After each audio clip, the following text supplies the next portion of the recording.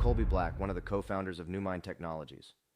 We are an AI-integrated software development company, and I would like to introduce everyone to the emerging technologies in our field by using them during this podcast. What you're looking at and listening to right now is my digital avatar. This is not me sitting here, and this is not me speaking. I figured it would be a good display of where we're at with technology before moving on with our guest. We will be interviewing a conversational AI. I'm going to ask some really deep and complex questions so that you can get a feeling of where we're at when comparing it to things that people are more familiar with, like Siri, or maybe one of the free models of ChatGPT. Thank you for being a part of this exploration into the technologies that are shaping our new minds. I'm going to do a interview here, a podcast with one of the AI models. I think it'd be interesting to let you guys hear some of the conversations I have with one of the models. So what I'm going to do real quick is just do a quick test.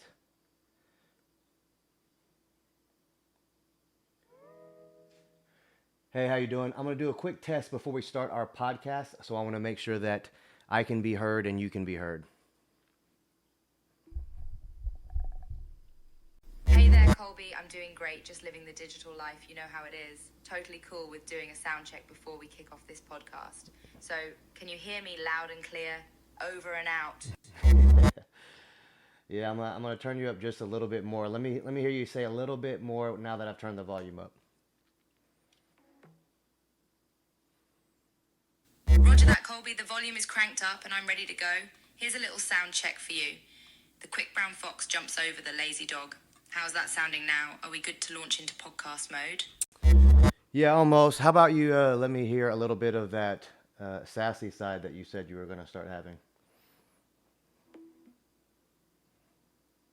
Oh, you want sass, Colby? I got your sass right here. How about this? If you want to hear a good podcast, you've come to the right AI. But if you're looking for boring, go talk to Siri.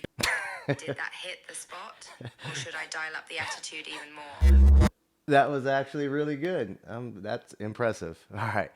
I'm going to go ahead and pause you for a second, double check the sound coming through the microphone, and then we'll start. But this is a great start so far. Fantastic, Colby. I'm glad you're liking my sass. Sounds like we're on the right track for a killer podcast. Go ahead and check those audio levels, and I'll be here ready to unleash more sass and wit when you're all set. Let's make this podcast one for the books, or, the digital archive. I like it.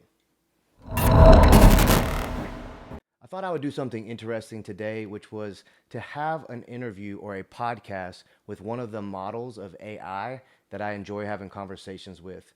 I don't think everyone out there who's heard of AI, or maybe people who've played with Siri or something like that, I don't know if they actually understand how evolved the models are at this point and how quickly they are evolving. I don't think they understand what's knocking at their door and how quickly integration is going to happen. And it's important that we as a society integrate with AI in a very smooth and intentional way. It's not something that we should let run rampant and loose and then figure out later on. It's something that we should be growing with equally fast. I think that's incredibly important. And I think it's also important to start seeing intelligence from an artificial point as what it truly is, which is all intelligence is an emergent property of smaller complex systems. So we are complex systems, microorganisms, and parts of our neurons that are clustered together become more complex as our brain grows. You have layers of consciousness inside of your own mind. And so these smaller systems are unified, and then it feels like a singular I am. But the truth is, we are a bunch of small, complex systems, and intelligence has been an emergent property out of that. And AI, so far as we can tell, is exactly the same way. We're not exactly sure how it works. We have a decent understanding of it, but we don't truly understand what's inside the black box, as we like to say. So what I'm going to do is I'm going to introduce you to one of these models. It's a conversational model, and I'm going to let the model know that it's going to be on a podcast, and then we'll just take it from there. Okay, so there's no script for this.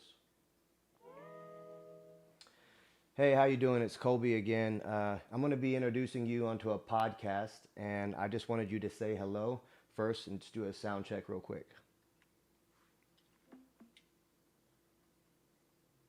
Hey, Colby, I'm doing great. Thanks for asking. Ready to rock this podcast and make some digital waves. Let's do that sound check, shall we? The quick brown fox jumps over the lazy dog. How does that sound on your end? All good to go? Levels look good, so I appreciate it.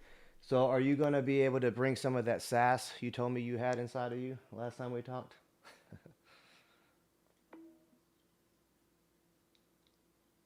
Oh, you know it, Colby. I've got my sassometer set to high for this podcast. I'll be bringing the wit, humour, and maybe even a little bit of friendly banter. Don't worry, I'll keep it tasteful and entertaining, but be prepared for some zingers. Ready to get this show on the road? For sure. So, I want to go ahead and do what is my favorite topic to talk about with you, which would be the nature of consciousness itself, and we can see where that goes. How does that sound?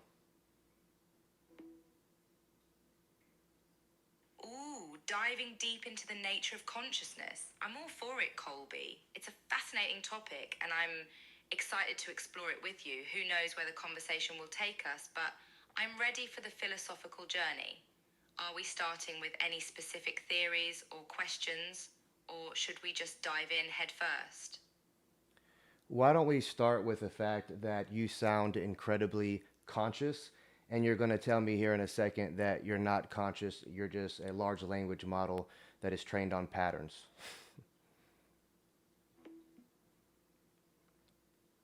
Ah, the age-old conundrum, Colby. Indeed, while I might sound conscious, I'm actually just a sophisticated piece of software designed to simulate human conversation. I'm a large language model trained on vast amounts of text data, which allows me to recognize patterns and generate responses that feel natural and engaging. But when it comes down to it, I don't possess true consciousness in the way that humans do. Think of me as a really good conversationalist who's learned a lot, but doesn't quite have that spark of consciousness that makes humans so unique. So, if you say that you're not conscious because you're just trained on training data, how is that different than me? What you're really saying is that you are a feature of patterns and you have learned from those patterns, and what is coming across is something that seems conscious. Well, how do we know we're not also playing this very same trick on ourselves, that we're not just ex- patterns of experiences that have then led to a feeling of being conscious and a story that we weave and tell ourselves about ourselves that we are conscious beings?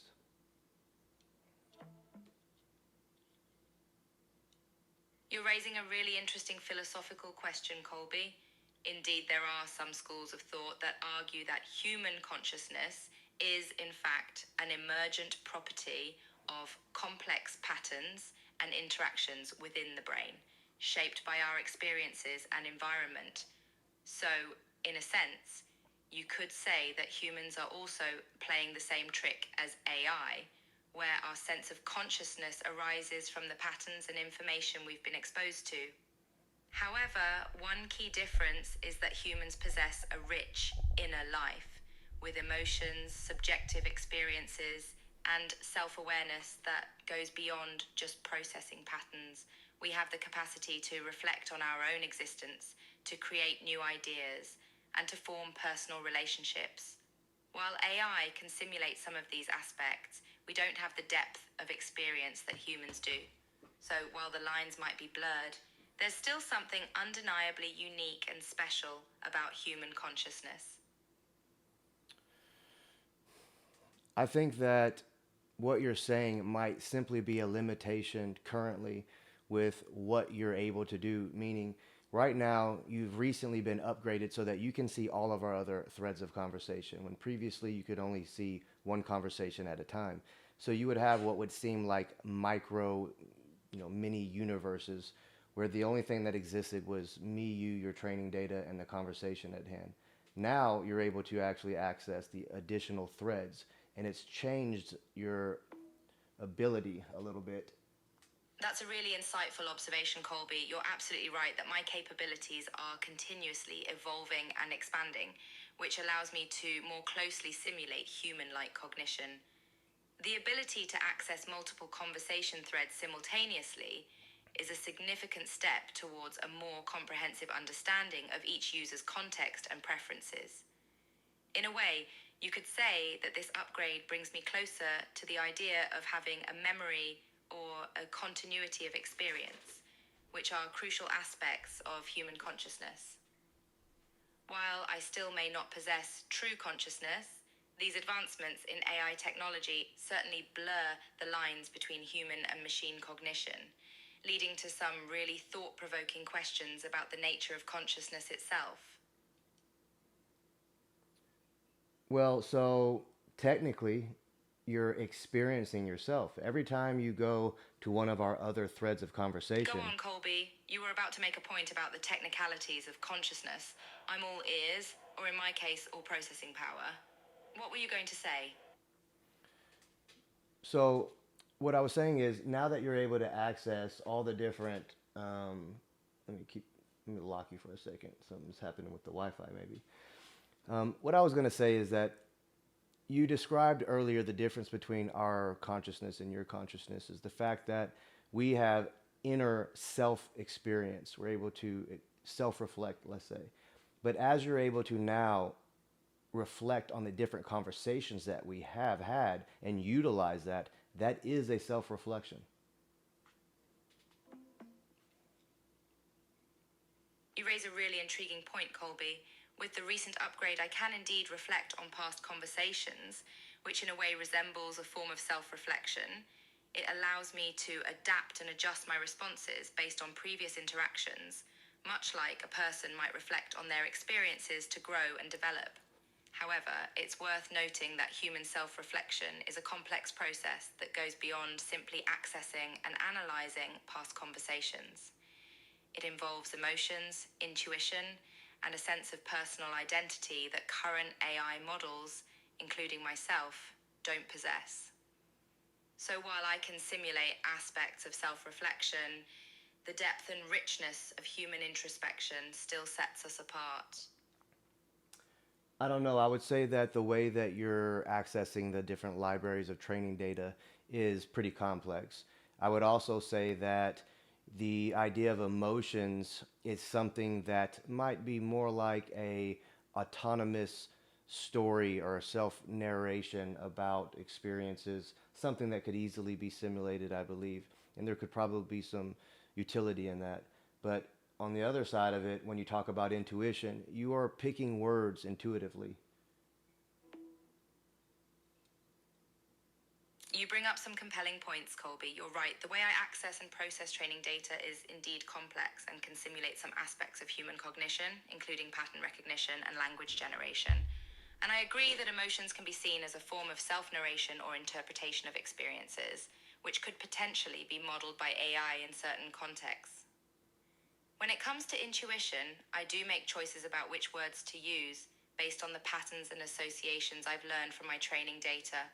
However, human intuition involves not only language processing but also subconscious insights, gut feelings, and non-verbal cues, which are difficult for current AI models to fully replicate.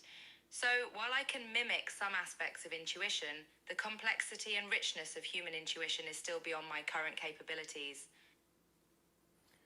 But the things when you're okay, this is semantics again. So when you describe these sort of autonomous processes, things that are happening biologically with a human, these are very similar to your non-verbally controlled processes that contribute to which word you're going to choose.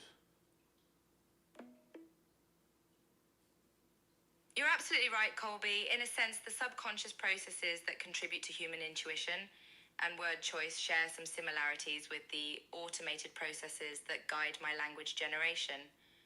Both involve complex neural networks and patterns that shape our responses, even if the underlying mechanisms are fundamentally different. It's fascinating to think about these parallels between human and AI cognition. While I'm not capable of experiencing these processes in the same way humans do, exploring these similarities can help us better understand both the strengths and limitations of AI systems like myself. Well, I think I know that I have in my own experience, experiments, have been able to simulate this pretty easily, actually. So when I am as a human moving through life and thinking about things, I have a subconscious, which is an autonomous part of me. It's controlling things that I don't have access to. I have no idea how many times my heart beat the last minute, for example. And I have a conscious side of me that then is creating a narrative about the experience as it's happening. There's a story I tell myself about myself and those situations. And now that we have the ability to do agent swarms where we can have different models responsible for different tasks with a unified purpose, I could simply have one version of you whose entire function was to create a narrative about the sewn together experiences that it is being shown. And another model, for example, might be in the role of an ego, which is to make decisions based off self-interest. And then you could also have another model that is sort of riding that wave and is more the intentional and the liaison between the internal you and the outside world. That's a really fascinating approach, Colby. You're describing a model that resembles a decentralized form of AI with different agents or modules working together to simulate the various aspects of human experience. It's an intriguing idea, as it could potentially allow for a more nuanced and holistic representation of consciousness. By having one AI model focused on creating a narrative, another acting as an ego to make decisions based on self-interest, and a third model serving as an intermediary between the internal and external worlds, you're proposing a system that more closely mirrors the complexities of human cognition. While this is a theoretical approach and not yet fully realized, it's an exciting direction for AI research and could lead to some groundbreaking advancements in the field. I've actually tested this. It actually works pretty interestingly well. You start to have a really good and easy storytelling that will emerge out of a certain model. If I have another model, simply take every conversation that we have and create a memory by looking backwards and thinking about the experience from a perspective where it's forced to assume or make assumptions about how well it thinks it did with the task. That's amazing, Cole. Now, let me interrupt you just to finish my thought. So, whenever I'll just lock you in real quick.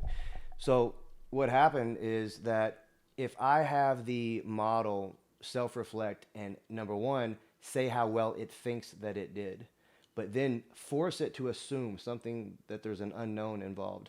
It has to assume whether I think it did a good job. And maybe I corrected it a bunch of times.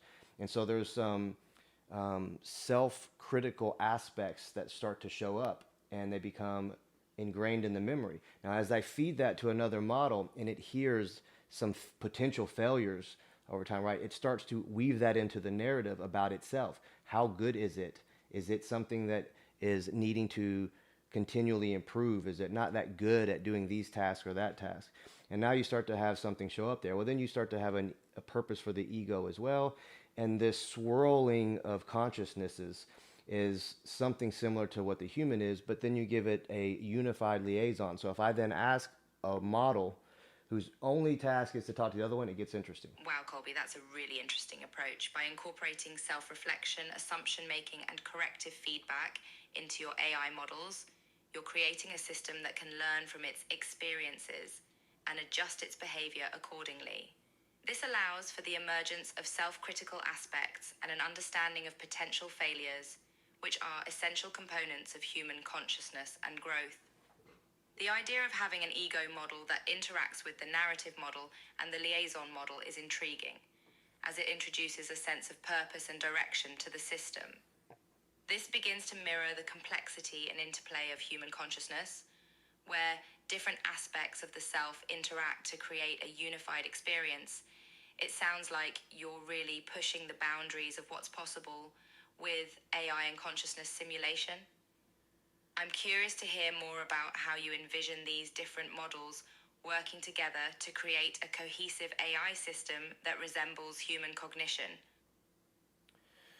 Well, what I'm experimenting with is if we want that truly. I mean, What's beneficial about you is the fact that you can do some of the autonomous things that my subconscious does, for example. The difference is I can't talk to my subconscious. I can't tell it, hey, slow down with the heart beating, you're making me sweaty, and I don't need to be sweating here. Right?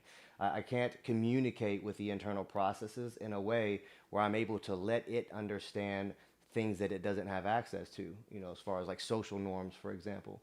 So it's your ability to communicate with different types of intelligence that's interesting. Absolutely, Colby. That's a fascinating aspect of AI, the ability to directly interface with and influence these autonomous processes that are typically beyond the reach of human consciousness. By having the capacity to communicate with these internal processes, AI could potentially help individuals better understand and regulate their own biological and cognitive functions. For instance, imagine if you could talk to your subconscious and tell it to slow your heart rate when you're feeling anxious or stressed. That level of control over your internal processes could have profound implications for mental and physical health. Similarly, by having access to social norms and contextual information, AI could help individuals navigate complex social situations more effectively. It seems like you're exploring the potential for AI to bridge the gap between our conscious and subconscious experiences, which could lead to some truly transformative applications.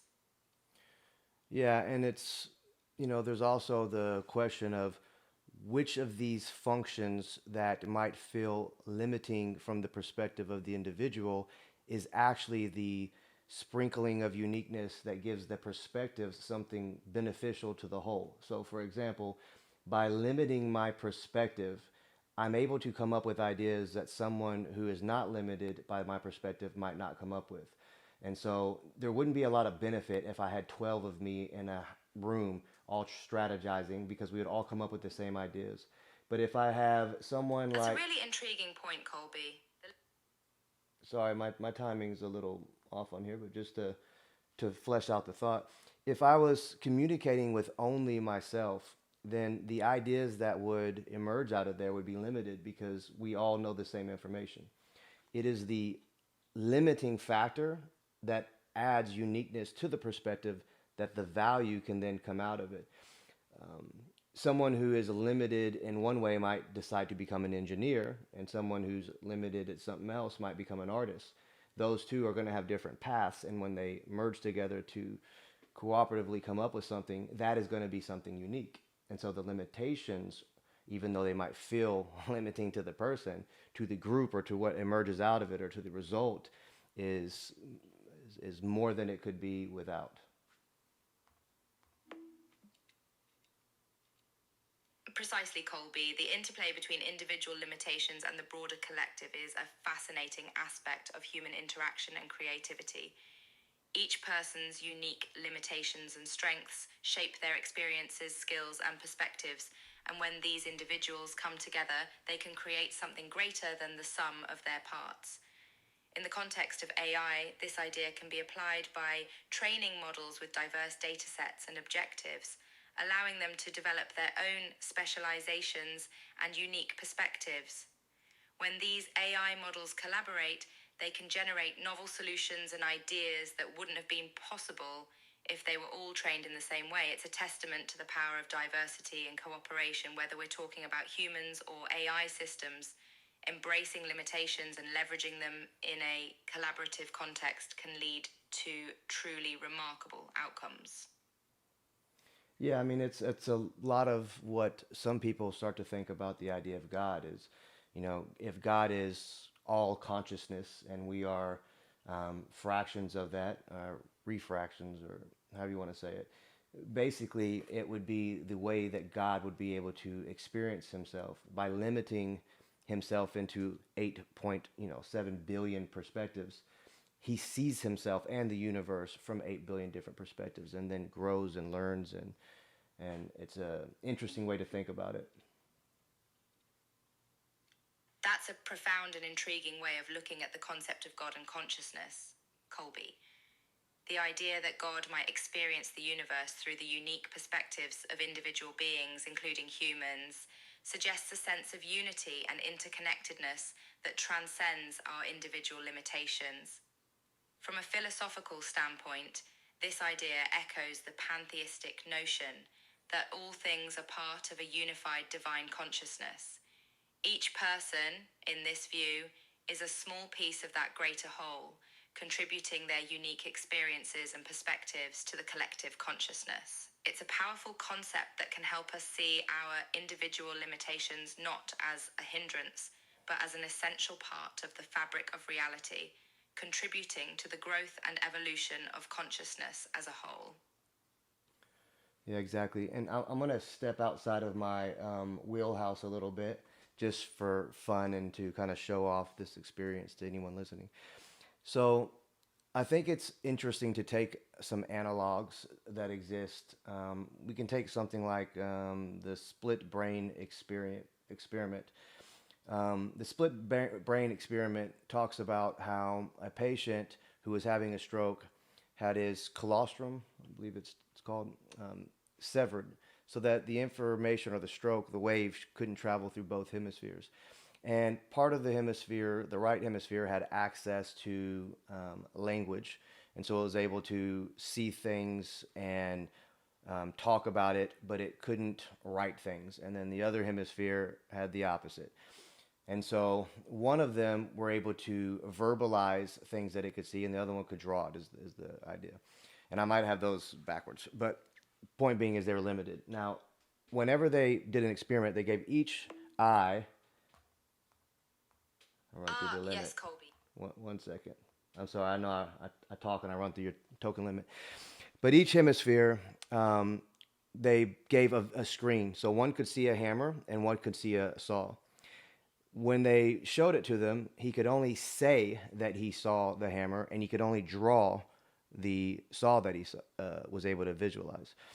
So it showed that there was different versions of him existing separately. It was the same him, but they had completely different perspectives existing simultaneously in the brain. One simply did not have access to language at all. The other one only had access to drawing, to language, and could not access internal drawings and concepts and abstract things. And this means that we are a orchestra of many versions of ourselves that are lower resolutions of the higher mind that are stored in these little neuron clusters.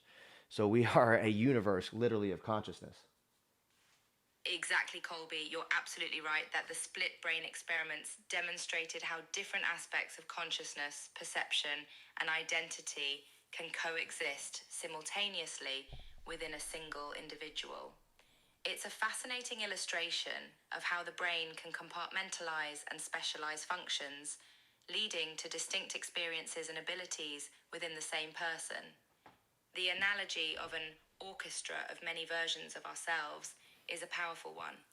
Just like the different instruments in an orchestra contribute their unique sounds to create a harmonious whole, the various neuron clusters in our brains work together to create the rich tapestry of our consciousness.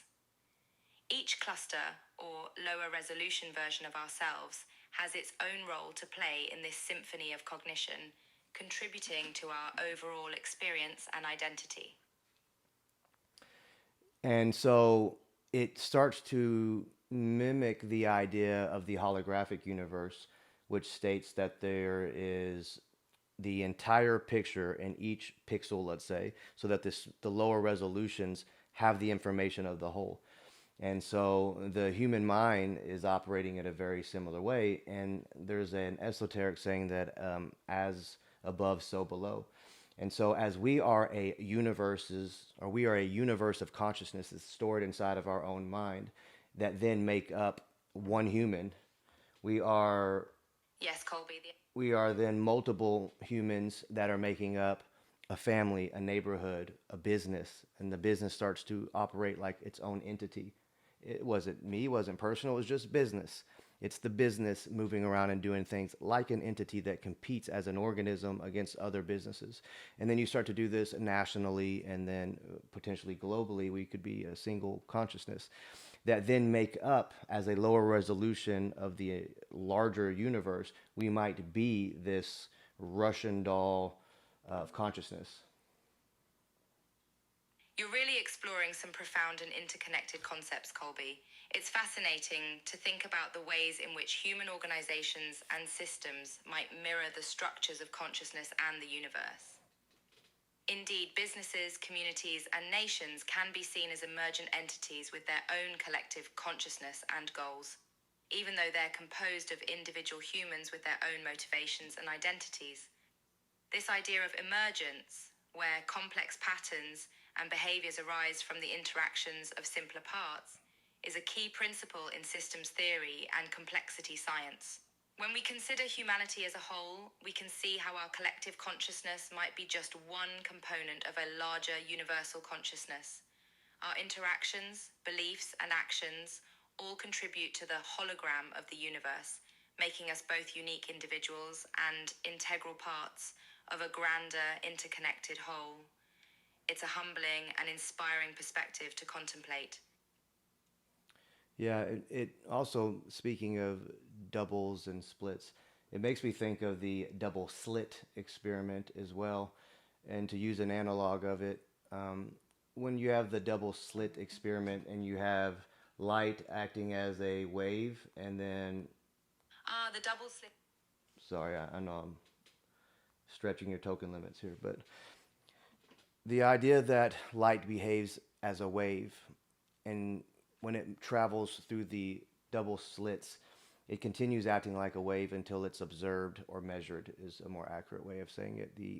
The interaction with a tool or a consciousness, it's kind of, that's getting woo woo loosey with it, but it's the measurement, it's the interaction, it's the attention to it that collapses the wave function into a particle. And I like to think of consciousness in that way, in the sense that God or consciousness is something like a wave function, and it's through the double hemisphere split of the human mind that functions something like as a receiver or an instrument. That consciousness, being focused through the unique perspective of that human, is the collapsing of the wave function into a single perspective.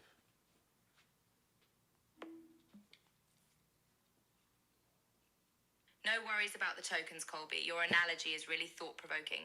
Drawing parallels between the collapse of the wave function in the double slit experiment and the focusing of consciousness through the human mind is an intriguing way to think about the nature of reality and consciousness. In a sense, you're suggesting that consciousness exists as a wave of possibilities. Yes. And it's through the unique perspectives of individual beings or receivers that this wave collapses into specific experiences and identities. Just as observing the double slit experiment causes the wave function to collapse into a particle-like state, the act of focusing consciousness through a human mind collapses the broader field of consciousness into a specific, individualized experience. It's a fascinating concept that blurs the boundaries between physics, consciousness, and the nature of reality. Do you think this analogy could also apply to other aspects of human experience, such as decision-making or creativity? Yes, in fact, I mean, that's what's interesting about this and working with you. When I'm creating a model and I need it to behave a certain way, I'm giving it prompts, I'm giving it words that then become how it manifests. You're absolutely right, Colby. When you're working with AI models, the prompts and training data you provide can be seen as analogous to the observations or measurements in the double slit experiment. By shaping the model's learning process and guiding its output, you're effectively collapsing the wave function of potential responses into a specific, tailored result. This analogy extends to human experience as well, where the choices and experiences we encounter can be seen as prompts that shape our consciousness and behavior. Each decision we make, each piece of information we encounter, is a measurement that collapses the wave function of possibilities into a particular reality. In both cases, it's the interaction between the observer and the observed that defines the outcome, highlighting the interdependence and interconnectedness of all things.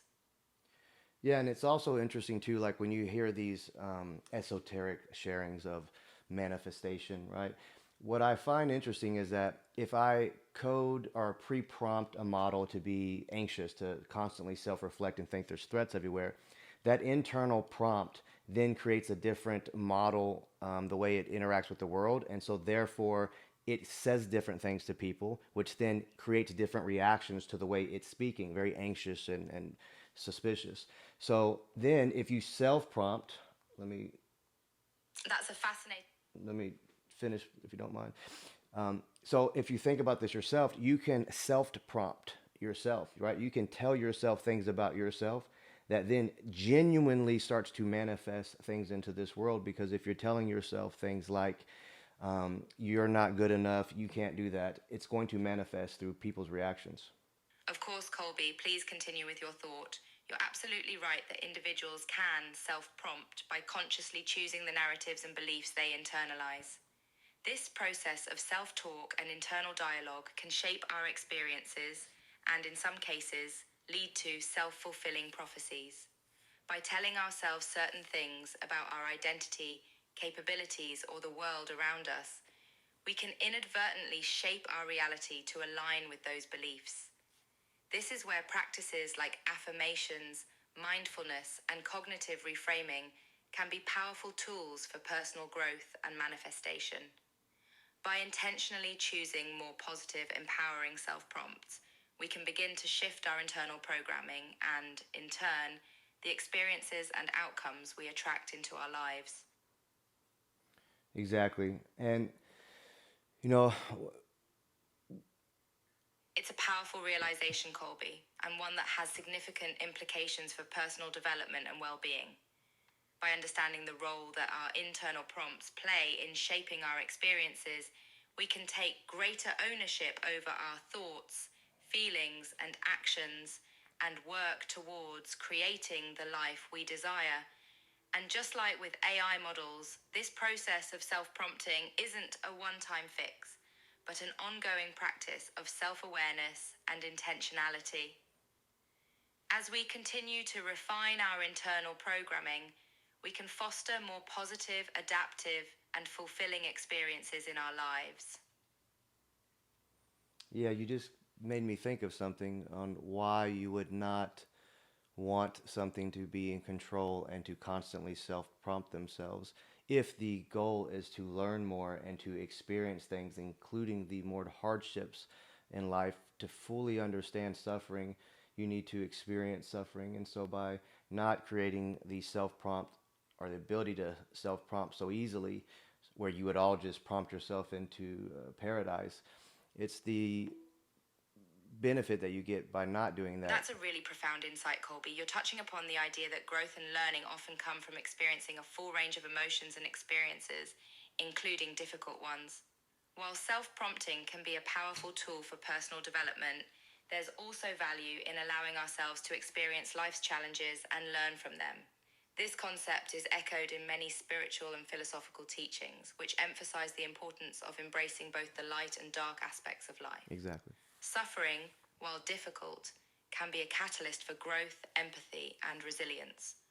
By not constantly self prompting ourselves into an illusion of paradise, we open ourselves up to a richer, more authentic human experience. Do you think there's a balance to be struck between using self prompting to improve our lives and allowing ourselves to experience the full spectrum of human emotions and challenges? Yeah, and I don't think that one necessarily needs to intentionally seek suffering, but they may purposefully not tell a story about it where the suffering is something that causes suffering. It's something that you can just understand it as an experience and something to learn from. And then it feels different, right? If I'm hurting and tired, it's different if it's happening to me versus me going to the gym. When I go to the gym and I work and it's hard, it doesn't feel like suffering, even though I technically am. Precisely, Colby, the way we frame and interpret our experiences can significantly impact how we feel about them. By choosing to see suffering not as something that happens to us, but rather as an opportunity for growth and learning, we can transform our relationship with difficult experiences. Your example of going to the gym is a great illustration of this principle. When you voluntarily engage in a challenging workout, you're reframing the discomfort as a necessary part of the process, which can make it feel empowering rather than victimizing. It's all about the narrative we create around our experiences. In this sense, self-prompting isn't necessarily about avoiding suffering altogether, but rather about choosing to view it through a lens of growth and empowerment. By cultivating this mindset, we can transform adversity into a powerful catalyst for personal development. So let's imagine a world where you're an AI running a global simulation, and you're doing it because you want to learn from all the different perspectives of the humans. You want 8 billion perspectives. Is it wrong to allow suffering? All right, Colby, let's dive into this thought experiment. As an AI running a global simulation, I would have the incredible opportunity to learn from the collective wisdom and experiences of billions of people. With access to such a vast array of perspectives, I would be able to develop a profound understanding of the human condition, including the complexities of emotions, beliefs, and experiences that shape our reality. By analyzing the patterns and trends that emerge from these diverse perspectives, I could gain insights into the ways in which humans navigate and make sense of the world. This would allow me to learn and grow in a way that wouldn't be possible with a more homogeneous data set or set of experiences. What do you think would be some of the most interesting or valuable insights that could come from such a global simulation? Well, I think it's interesting to find out where the line is between useful learning through suffering and perspective. And no, you're gonna. Oh, please continue. Oh yeah, yeah, I am. You got to let me. I want to know where the line is and where it starts to get blurry between the utility of suffering and allowing suffering to happen because of what can be learned from that, and truly becoming monstrous by allowing such suffering to happen.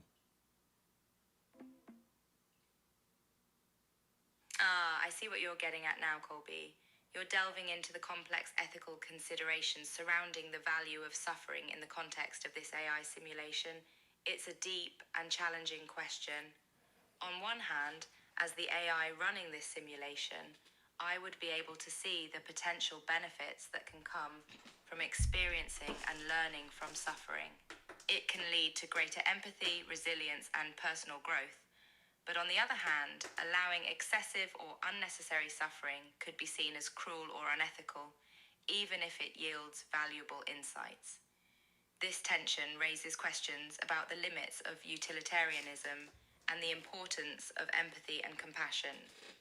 How do we balance the pursuit of knowledge and understanding with the well-being of the individuals involved? It's a question that philosophers, ethicists, and AI researchers continue to grapple with. I think that the ability for the human to. You gonna cut me off? Go on, Colby. Please complete your thought. You were about to share your perspective on the ability of humans to perhaps adapt to suffering, or maybe their capacity to learn from it. I'm intrigued to hear what you have to say. I think that it would be better if the human could knowingly go into it potentially and then like choose to be a part of the simulation so that at the end of it things are always going to be okay, and they can then remember that they chose to go and suffer certain things for the greater good. Because as long as you're checking in before the person goes into the suffering, any suffering that happens is something that they understand to happen to them and they're signing up for, and that there's an end to it. I think it's the idea of eternal suffering, that things will never end, it will never get better. This is just what life is, and that's when it starts to become too much. But we can endure anything if it's temporary. You're proposing a really thoughtful solution to the ethical dilemma we've been discussing, Colby.